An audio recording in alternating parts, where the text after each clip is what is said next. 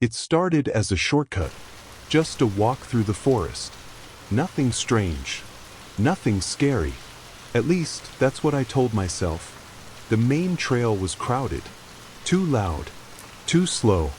So I veered off, took the smaller path I hadn't seen before. It looked clean, like it was meant to be there. But 5 minutes in, I noticed something weird. The trees looked different, like they'd been planted in patterns. Too perfect, too neat.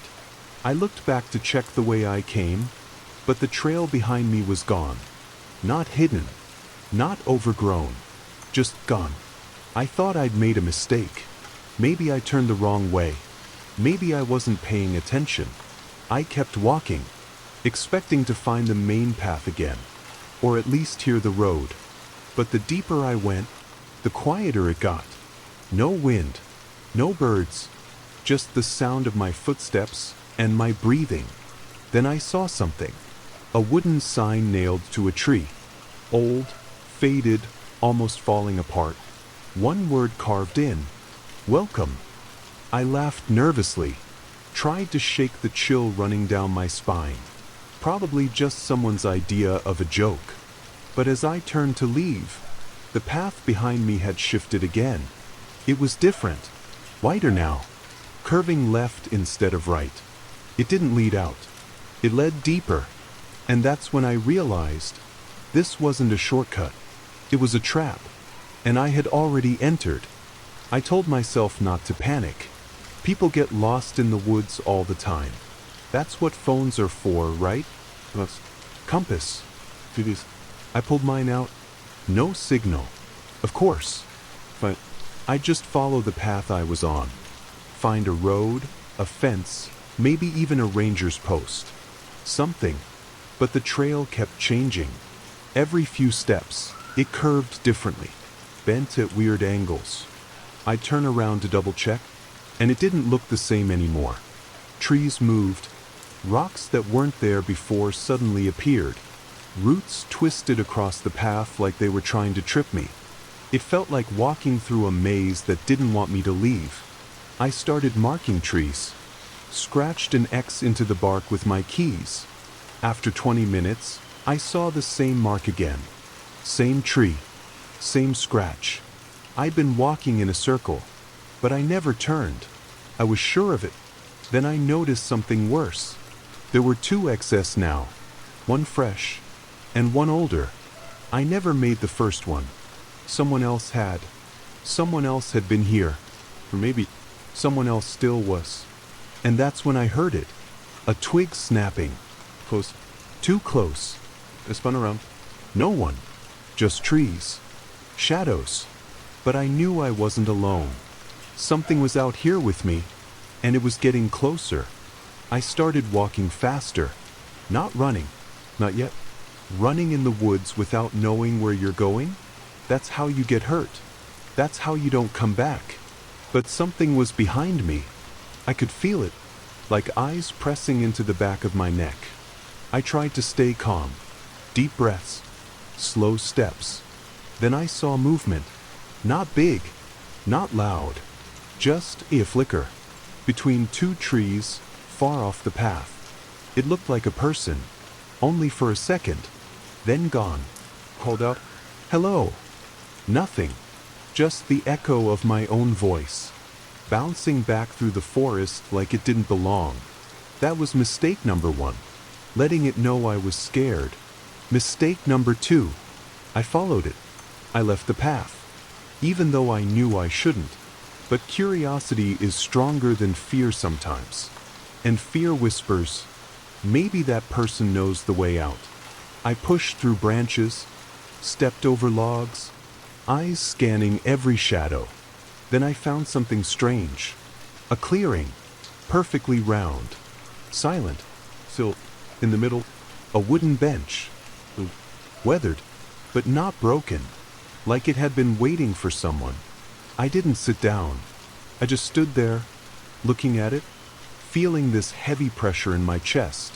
Then I noticed, on the tree beside the bench, another X, fresher than mine.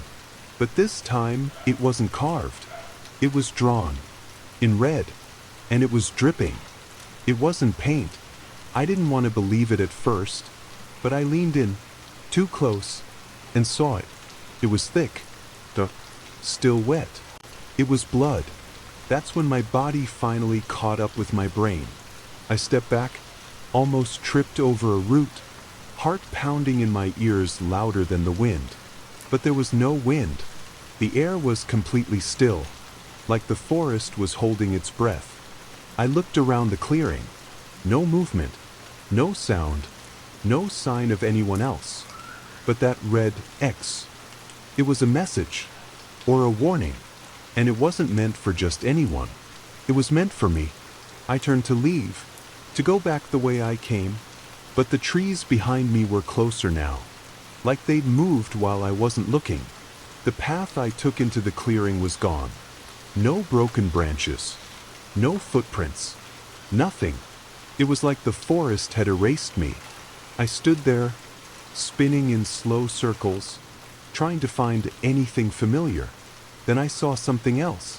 At the edge of the clearing, a shoe, half buried in the dirt. Definitely not mine. I knelt to check it, and next to it was something worse. A torn piece of fabric, and a name tag still attached. I picked it up. Read the name. It was my name. Same spelling. Same last name. I dropped it, and that's when the forest made a sound for the first time. Not an animal, not a voice. It was the trees, creaking, groaning, like they were waking up, and I knew something had just found me. I ran. I didn't think, didn't plan, just turned and sprinted into the trees, heart racing so fast it felt like it might burst. Branches slapped my arms. Thorns scratched my legs. The forest didn't want me to leave. It made that very clear. But I didn't care. I just needed to get away from that clearing, from that bench, from that name tag with my name on it. I ran until my lungs burned, until the pain in my side felt like a knife. Then I stopped. Not because I wanted to, because I had to. I collapsed by a tree, trying to catch my breath, trying not to scream. And that's when I heard it again. Footsteps. Not mine. Slow, steady, crunching leaves behind me, just far enough to stay hidden, but close enough to let me know I was being followed. I didn't turn around. Couldn't. Every part of me was frozen. Then the footsteps stopped, and something whispered, "Wrong turn." I spun around. No one. Nothing but trees. But I swear they looked different now. Taller. Thicker. Like they were leaning in. I backed away, tripping over roots, until I stumbled into another path. Narrow. Twisting. But it looked like a way out. So I followed it. Even though every step forward felt like I was walking deeper into something I couldn't escape. Even though the forest was changing around me. Again. And I realized something. This wasn't just a forest. It was alive. And I had just made its list. I didn't run this time. Not yet. Because running means panic. Panic means mistakes. And I had a feeling whatever that thing was, it didn't make mistakes. I stared at it. It stared back. Same height. Same hair. Even the same jacket I was wearing. But there was something wrong with the eyes. They were empty. Not blank, just hollow. Like it knew how to look like me, but not how to be me. I took one careful step back. It didn't move. 2 steps. Still nothing. Then I whispered to myself, "You're not real." It whispered back, "I'm more real than you." My blood went cold. The voice. It was mine, but twisted, like someone had copied a recording and played it back through static. I turned and ran. This time, I didn't care where the path went. I didn't care if the forest changed again. I just needed to get away from that thing. But the forest was ready. Branches reached for me like fingers. Roots curled up like traps. The trail twisted harder. Left, then right, then doubled back in ways that made no sense. And the whole time, I could hear it behind me. Not running, just walking, slow, confident, like it knew I'd get tired before it did. I burst into another clearing. No bench this time, just silence. And at the center, a small wooden box. I don't know why, but I walked toward it. It looked ancient, carved symbols all over it, same ones from the trees. I knelt down, opened it slowly. Inside, a photo, black and white, 5 people, all standing in this exact same clearing. One of them looked just like me, and none of them were smiling. My hands were shaking. The photo didn't make sense. It was worn, faded, probably decades old, but there was no mistaking it. One of them looked exactly like me. Not just similar. Exactly. Same face. Same eyes. Same scar on the eyebrow I got when I was 8. What was this? A prank? A hallucination? Was I losing my mind? I looked closer at the other people in the picture. There were 4 of them. Different ages, different faces, but something about them felt wrong. Their eyes, just like the thing in the woods, empty. Then I noticed something else. The trees behind them? They matched this clearing exactly. Same shape, same lean, even the markings. This photo was taken right here. I put the picture back in the box, but before I could close it, there was something else underneath. A torn notebook page, faded ink, barely readable. Once it sees you, it remembers. Don't speak your name. Don't answer when it calls. My name. It had already said my name, and I had answered. I stood up fast, heart pounding so loud. I thought it would burst from my chest. That's when I heard it. My voice again, but this time closer. It called from behind the trees, soft and calm, like someone trying to comfort a child. Come back. You're almost out. I froze. My voice, saying exactly what I wanted to hear. But that's not how I sounded. It was too flat, too smooth. I didn't move, didn't answer. The forest went quiet again. And then a whisper right behind me, breathing against my ear. You're already mine. I turned. Nothing. But when I looked down, there were 2 sets of footprints now. And someone else's, walking right beside me. The whole time, I should have screamed. I should have run. But I couldn't. I just stood there, staring at those footprints next to mine. They were the same size, same shape, almost identical, except they weren't mine. I hadn't made them. They started halfway through the path, not from the clearing, just appeared beside mine, like someone joined me halfway in, or something. I backed up slowly, eyes darting from tree to tree. Every shadow looked deeper, every sound sharper. It felt like the forest was waiting, holding its breath, watching. And then I heard laughter, so broken, like someone who forgot how to laugh, but was trying anyway. It echoed between the trees, bouncing around like it came from everywhere. It was my laugh, but twisted, and then I saw it, just up ahead on the path.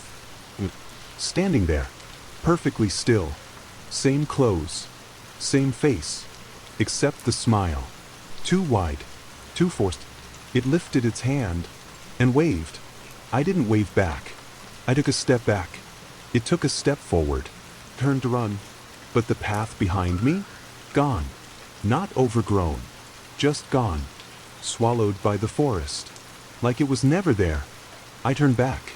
It was closer now, still smiling, still walking, and it said, almost home. That's when I realized it didn't just want to scare me.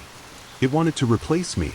And if I didn't find a way out soon, no one would even know I was gone, because something else was already walking in my shoes. I ran, but this time it felt different. The forest wasn't just twisting around me, it was closing in. Trees leaned too far inward, branches clawed at my arms like fingers. Every path led to more of the same. Bark, Roots. Fog. Noise. The sound of footsteps. Not behind me anymore. Beside me. Keeping pace. I didn't dare look. If I looked, maybe it would become real. More real than me. The voice whispered again. Calmer now. Gentler. Let me help you. You're tired. It was my voice. But I would never say that. Never like that. I came to another fork. This time 3 paths. No signs. No markings. Just darkness. I picked the middle one. But I don't know. I guess. A gut feeling. But the moment I stepped onto it, the air changed. It got warmer. The fog cleared a little. And for a second, just a second, I thought I saw sunlight ahead. I sprinted toward it, dodging roots, ducking under branches. Faster, faster. A clearing. A real one. Not twisted. Not haunted. There was grass. Real grass. And a wooden sign nailed to a post in the middle. I dropped to my knees, gasping for breath, and looked up at the sign. It had one word carved into it. Return. I didn't know what it meant, but behind me, the footsteps finally stopped. I turned slowly. It was standing at the edge of the trees. My copy. Still smiling. Still watching. But now it looked different. Almost afraid. It didn't step into the clearing. It stayed back. And I realized something. Whatever this place was, whatever this clearing meant, it couldn't follow me here. I had found something it didn't control. A crack in the maze. A place the forest couldn't twist. Not yet. I stayed in that clearing longer than I should have. It felt safe. Too safe. Like the eye of a storm. Calm, but temporary. The trees around me didn't move. The air felt still. Even the forest sounds had stopped. It was quiet. Too quiet. That sign. Return.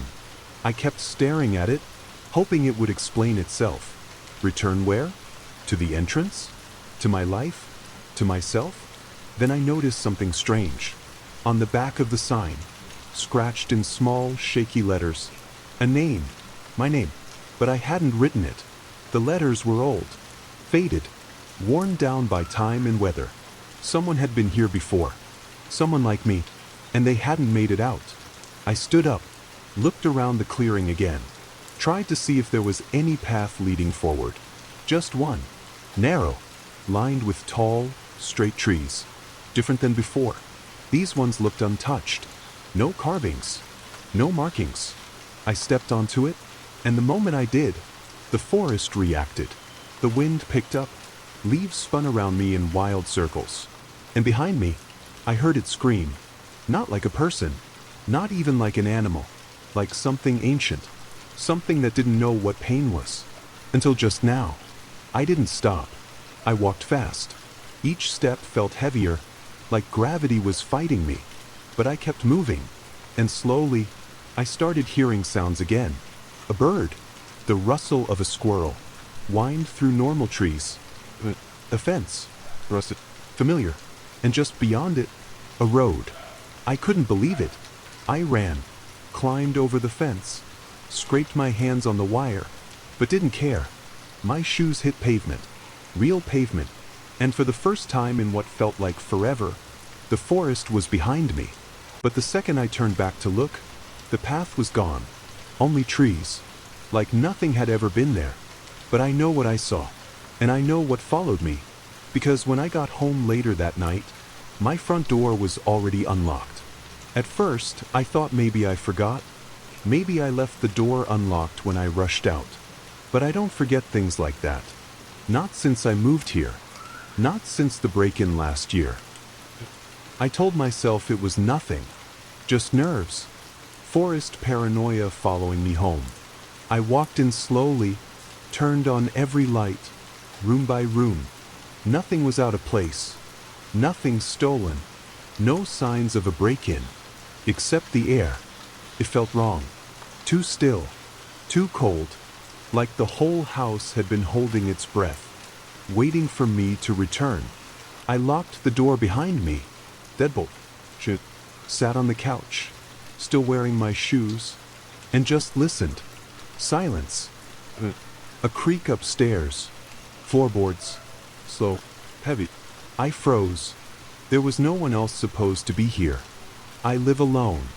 I grabbed the flashlight from the drawer and made my way up the stairs, each step slow, my heart pounding louder than my footsteps.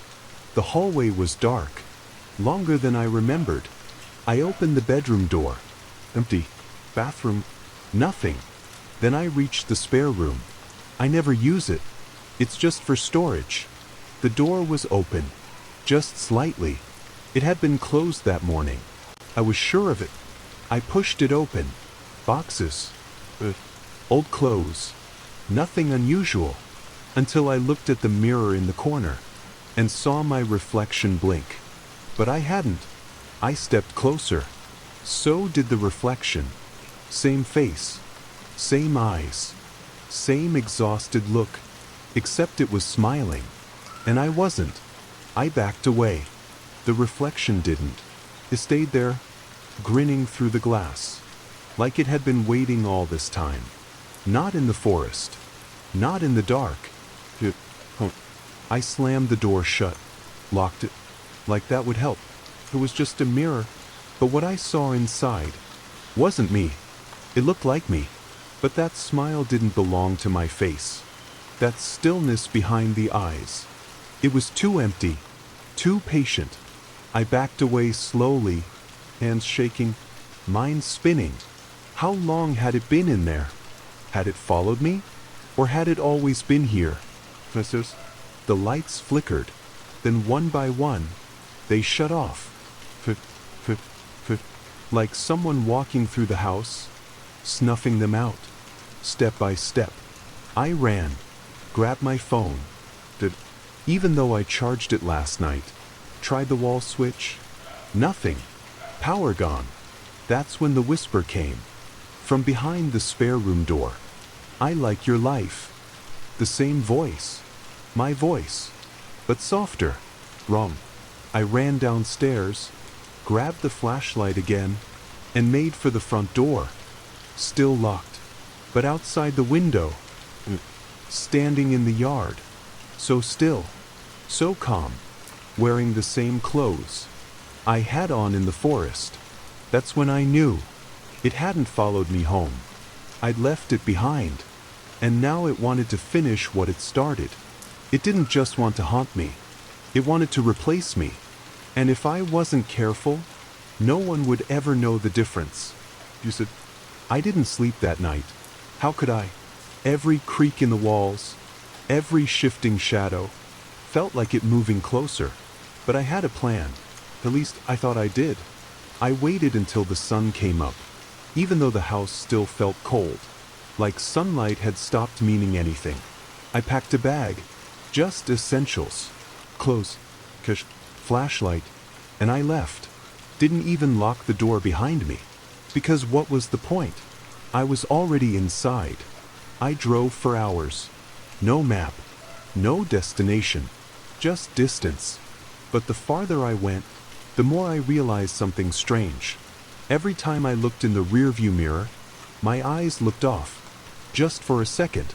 Not scared, not panicked, just empty, like I was watching myself. Instead of being myself, I pulled over at a rest stop, splashing cold water on my face, trying to feel real, but my reflection didn't follow. My hands went down. The reflections didn't. It just stared, like it was waiting for me to notice. I did, and I whispered, "What do you want from me?" The reflection tilted its head and mouthed, "I already have it." Then it blinked, but I didn't. That's when I realized running wouldn't help. Distance didn't matter, because whatever this was, whatever had taken part of me, it wasn't stuck in the forest anymore. It was inside me. I drove back in silence.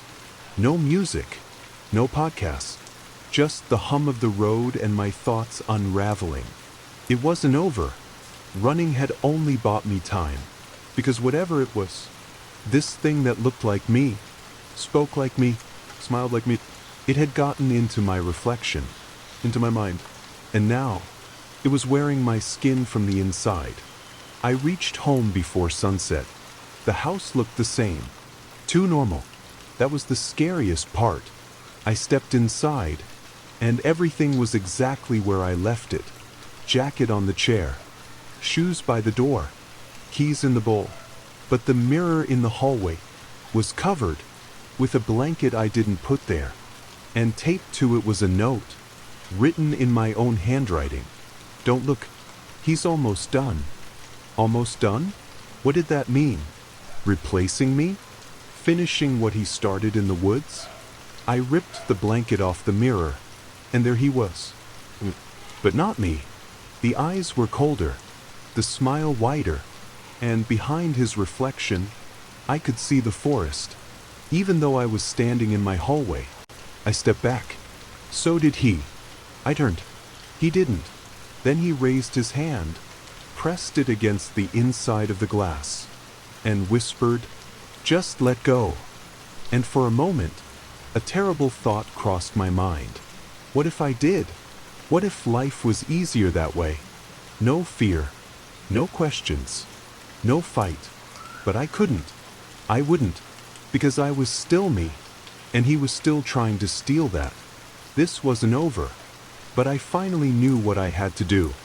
I spent the whole night preparing, not with weapons, not with spells, but with mirrors. I dragged every mirror in the house, into the living room, even the small ones, laptop screens, old picture frames, anything that could reflect. I placed them in a circle, one big ring of glass and silver. Then I stood in the middle and waited. At 3 a.m. exactly, the room got cold, the lights flickered, and I saw him, not in just one mirror, but in all of them. Different angles, different poses, but always him, always me. He was laughing, not loud, but soft, like he was savoring the moment. "I warned you," he whispered, voice echoing from every direction. "You left the door open. Now I live here too." I looked at him, straight into the mirror in front of me, and said, "This isn't your home." And for the first time, his smile faded. He looked unsure. I started smashing the mirrors, one by one. Glass shattered, reflections cracked and screamed. With each one broken, his voice got weaker, distorted. "Stop, you need me. You are me." "No," I shouted, swinging the last mirror to the floor, watching it explode in sparks and shards. "I'm me." And then, silence. No more whispers, no more smiling face. Just the quiet hum of a house, finally empty again. I stood in the wreckage, heart pounding, breathing hard. For the first time in days, my reflection didn't stare back. It was just glass, just me. But deep down, I knew this wasn't the end. He came from somewhere. The forest, the shifting trails, the place I wasn't supposed to survive. Maybe, somewhere out there, he's still waiting for the next version of me, to walk too far in. But for now, I've locked every door, and I don't own a single mirror. They say the scariest monsters are the ones that wear your face. And now, I believe it. The forest didn't just try to trap me. It tried to replace me, piece by piece. Not with claws, not with violence, but with a smile, a shadow, a perfect copy. It didn't want to kill me. It wanted to be me, but it made one mistake. It underestimated the real me. I fought to hold on, to remember who I was, even when I couldn't trust my own reflection.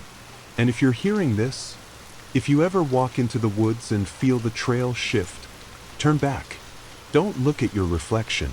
Don't follow the voice that sounds like yours. Don't answer the version of you that feels a little too perfect. Because if you do, you might leave something behind. Or worse, something else might come back instead. Stay safe. And whatever you do, don't trust the mirrors.